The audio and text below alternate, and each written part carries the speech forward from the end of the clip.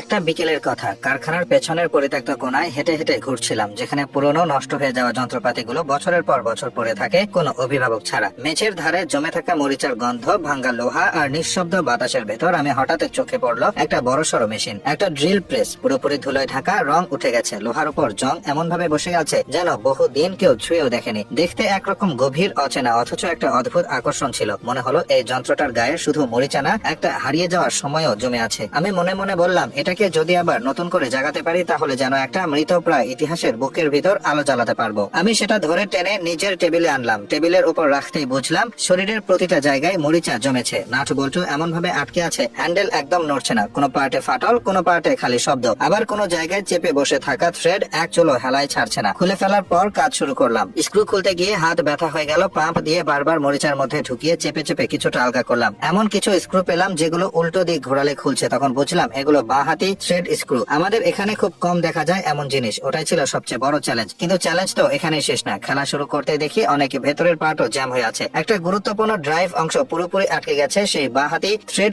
স্ক্রুর কারণে। ঠিক না করলে পুরো মেকানিজমই অচল হয়ে থাকবে। অনেক সময় নিয়ে হাতের জোর, গরম করা আর কেমিক্যাল দিয়ে আলাদা করে ফেললাম সেই পার্টটাও। এরপর শুরু হয় পুরো মেশিনের ডিটেইল ক্লিনিং। ডিগ্রিজার দিয়ে প্রতিটা অংশ ধুয়ে ফেলে, যেখানে হাত ঢোকে না সেখানে ছোট ছোট ব্রাশ চালায়। এরপর রাস্ট রিমুভার দিয়ে ঢেকে রাখি এক রাত। ওই এক রাতে আমার বুক ধকপক করছিল, যেন কোনো পুরনো বন্ধু অপারেশন টেবিলে শুয়ে আছে, বাঁচবে কিনা জানি না। পরদিন দেখি জং অনেকটাই গলে গেছে, ধাতুর গায়ে পুরনো মরিচার ছাপ আর নেই বললে চলে। পেইন্ট রিমুভার লাগিয়ে আগের সব বিবর্ণ রং তুলে ফেলি। ধাতুর নিচে দেখা গেল অনেক দাগ, কিছু ভাঙা অংশ, কিছু ফাটল। একটা স্ক্রুর থ্রেডও পুরোপুরি খসে গেছে, ওটাকে নতুন করে কাটতে হলো। আবার কোথাও কাস্টিং ফাটল থাকায় টেম্পার করে, ওয়েল করে, তারপর পলিয়েস্টার পুটি দিয়ে সেই ফাটল ভরাট করি। স্যান্ড পেপার দিয়ে ঘষে ঘষে একেবারে মসৃণ করলাম, যেন গায়ে হাত রাখলে বোঝা যায় এটা নতুন। সব ঠিক হলে আসল কাজ শুরু, রঙের কাজ। তার আগে অ্যাসিটন দিয়ে প্রতিটা অংশ পরিষ্কার করলাম, মাস্কিং করে যেখানে রং লাগবে না সেখানে ঢেকে ফেললাম কাগজে। তারপর প্রাইমার, তারপর কালো ধূসর আর মেটালিক ফিনিশে রং দিলাম আলাদা আলাদা অংশে। শুকানোর সময় দিলাম ধৈর্য ধরে, যেন একটাও ফাটল না থাকে, রং একটুও না ফেটে যায়। হ্যান্ডেলটা এতটাই মরিচা খেয়েছিল যে সেটা আর বাঁচানো যাচ্ছিল না। আমি নতুন করে একটা হ্যান্ডেল বানালাম কাঠ দিয়ে। কাঠটা মেপে কেটে নিখুঁত ভাবে শেপ দিলাম, তারপর পালিশ করে